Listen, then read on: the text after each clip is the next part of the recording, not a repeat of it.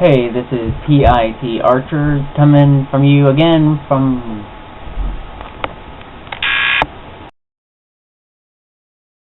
Hey, this is PIT Archer coming from you live and on tape from my wonderful office again. So, this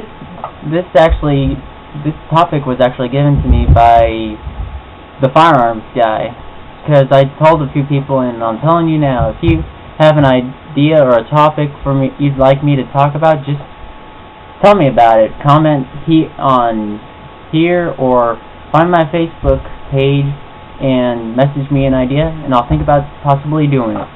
So this is the first idea somebody's given to me, and this is a really good one given to me by the firearms guy. He asked me, what does God say about protection, self-defense?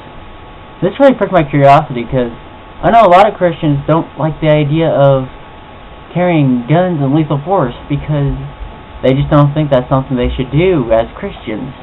Since this is a more serious topic and it's borderline me preaching, I better get a suit and tie, jacket and tie on. Hold on. Okay, now that I got my coat and tie on, I can continue. Now, the strongest idea that most Christians hold on to is the sixth commandment. It says, "Thou shalt not kill." If you just read it like this, it's saying, "Thou shalt not kill." You shouldn't kill, period. But this has been a question I've had for a long time. So whenever I have a question of something in the Bible, like the wording confuses me or something like that, I don't go try finding some other translation. I go straight to the Spanish Bible. Now, why I do that is another message for another day for probably somebody else to watch. So, anyway, Spanish. The Spanish wording here, the Spanish uses the word matar for kill. And you're wondering, what's the difference? Well, matar in Spanish, it means to murder or to slaughter. It carries the idea of putting out a light, putting out a candle, that is. So the Bible isn't saying thou shalt not kill, period. It's saying you shouldn't needlessly kill. It's not knocking the translators, but to make this stick in your head better, is saying thou shalt not murder. There's a difference. I mean, because if killing people is wrong by the Bible, then why is Daniel the man...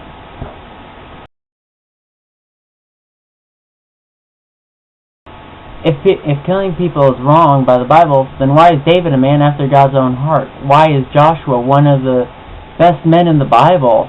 Because these people virtually killed for a living. Another proof of this is the 82nd Psalm. This psalm is basically a song writing about God's words to the magistrates, the leaders, Jewish leaders at that time. And the third verse of this psalm says, "Defend the poor and the fatherless, do justice to the afflicted and needy." This psalm, at this time in Israel, the magistrates weren't doing their job. God tells them to defend. That should be our mentality, to defend, not attack. I've heard Christians argue that, well, God will protect me.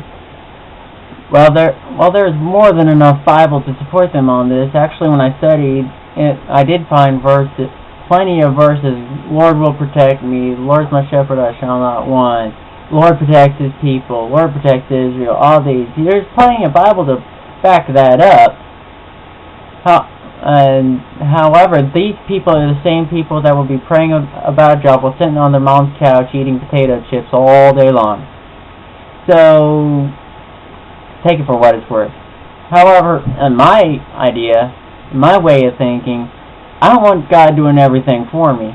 I mean, God can do whatever he wants, however he wants, when he wants, but he usually likes to use people to carry out his will and what he wants everybody to do. It's my belief that God covers our incapabilities. God gives us gifts and wants us to use those gifts as far as we can, but he covers us when we fail and when we can't carry on with something. He doesn't push us all the way through.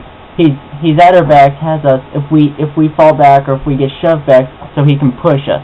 He can do everything, but I don't think it's right to let God do everything when we can do it on our own perfectly. Well, not perfectly with God and all that stuff, you get what I'm saying. So, moving on. Okay, the key word here is defend. We should only defend and not attack. I mean, just look at the great example in the Bible. Look at Jesus, like we're supposed to.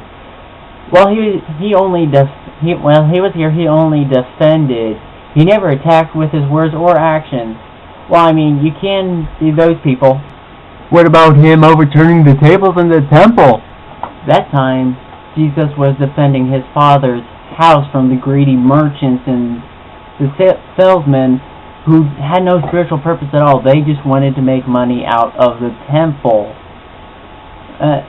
Or there's also some other where a person could say, what about him calling the Pharisees the serpents?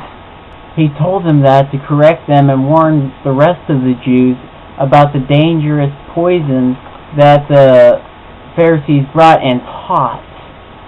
Okay, I'm getting off topic. Hold on. Getting off my soapbox. So to sum it all up, God doesn't say anything against protecting yourself.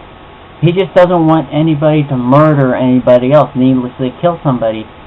You don't kill somebody because you touched my daughter, or you disagree with me, or you're a Republican, or you're an Eagles fan, That's not actually too bad of an idea. Or you took my place in line, or you're too stupid for me to let you live.